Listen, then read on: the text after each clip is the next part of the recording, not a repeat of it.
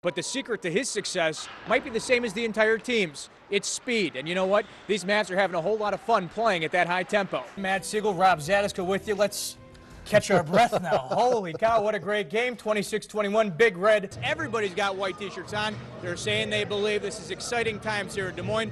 Could be more exciting if the Jays pull off an upset. The transformation's already starting to take place. They painted the end zones. They put up some Big 12 banners. But one question still remains. Will the roof be open or closed come Saturday night? He's going to continually evaluate this football staff throughout the remainder of the season on a week-by-week basis. However, he says he will not make any staffing changes until the end of the football season. But it is only week 6, and we already have that playoff atmosphere. It is certainly cold. It is definitely wet. And we have 2 perennial powers in District 5 that are making a push for the playoffs. It's the loneliest place on the diamond, but when Claire Pankus steps inside the circle, it's a whole new ball game and a dream come true. When she was born, we didn't really know what to expect. I just got into it. My dad signed me up. And she hasn't looked back since. But looking at her, you see something different. It feels weird, like being different than everyone else. So I asked them, and they gave me an answer. The answer? Cerebral palsy, a brain disorder that affects muscle tone and motor skills. Claire can't use her right arm. And one day we watched a film of pitcher back in the 80s. I don't know if you remember a guy by the name of Jim Abbott throw. So we thought, well, you know, maybe this is something she can do. Not everyone has to wear braces all the time. From what I saw today, it doesn't look like it's affecting you too much. Not at all. The spread. There's the pregame, the points, and the offense. Touchdown! Everywhere I read, I just keep reading about the spread offense. Like all of a sudden, this is the first time it's ever happened. I understand the spread offense very well. I don't worry about what it does to other teams. I worry about what it does to us. It's football. It baffles me, I'll put it that way. The confusion might be less about the spread and more about its hype, but there's good reason. San Jose State's the first of many teams that features this high-powered offense. Kansas and Missouri and stuff like that. So it'll be a good test for us to see how we react to the true spread offense this week. From the lights of the Big O to stoplight-free Sterling. When I first got to town, when I interviewed, I really did question myself. I said, what am I doing here? Once a sharpshooter at CU, Jimmy Moats now coaches in Nebraska's smallest class. Active now, ready to play! I looked at it as a challenge, just something new. I lived in Lincoln, I lived in Omaha, and living in a small community like Sterling, I've embraced it. We've got to get back to that mentality we had early in the year. There's a reason we've won 12 games at this point. You've done the tough things. Play hard, compete, have some fun. Here we go. Let's go. And the Jets, they've embraced Jimmy from day one. I couldn't believe it. I had to go to the internet and look him up. I couldn't believe it. When I saw him the first day, I thought, oh man, we're in for a rough time. All right, with 40 golfers playing a par 3 course, you've got to figure somebody hit a hole-in-one, somebody somewhere. It was you that hit the hole-in-one, I heard. Wouldn't me either. Sorry. It was you that hit the hole-in-one. I was working. So were we, but apparently not as hard as some other groups. I saw an 11 putt.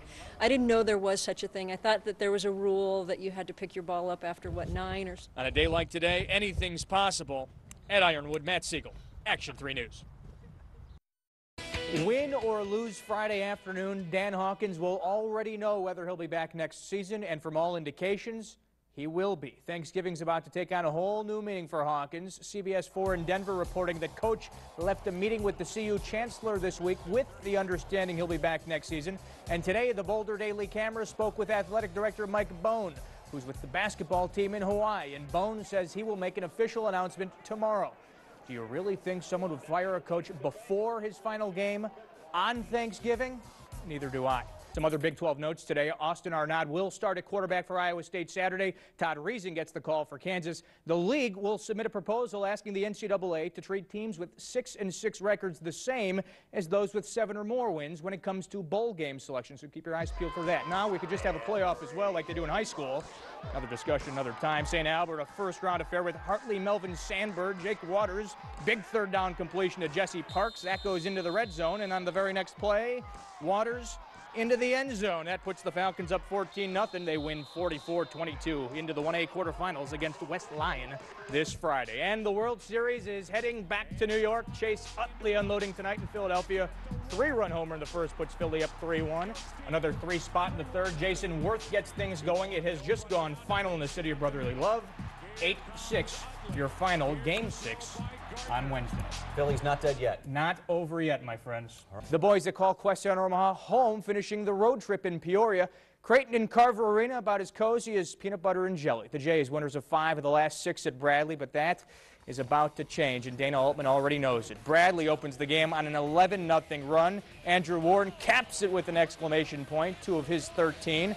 At the other end, Josh Doetzler feeding Dane Watts. Dane, authority, also good for 13. The deficit, though, in double digits most of the day. Booker Woodfox shrinks it to 9. He's good for 16. But the Braves end the half on a 13-2 run. Look at Sam Maniscalco, 4 of 7 behind the arc, including that. The Braves go to the locker room up 20 points. Second half, not much CU can do.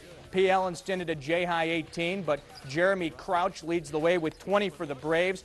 They roll 87-59. Southern Illinois wins on the road, so the Jays now tied with Bradley for 4th in the Valley. Good news, bad news for UNO hockey. The good news, following last night's win, there's no way they can slip out of 5th place this weekend. The bad news, they're not doing themselves any favors by blowing the home finale. The Red Army holding down the fort inside the Civic, final conference home game this season. Scoreless in the first until Mick Lawrence fires no. Brandon Cerro, yes, with the follow. Mavs up a goal through the first 20 minutes. But in the second period, the Falcons come flying. There's the first of 2 goals in the second stanza. Falcons win it 3-1. Mavs will wrap up conference play next weekend at Northern Michigan. We're going to do some more damage. Hey, much more state wrestling, extra interviews and highlights on our website, action3news.com. Okay, I just wanted to know how your wrist is. Your wrist okay there? Solid. All right.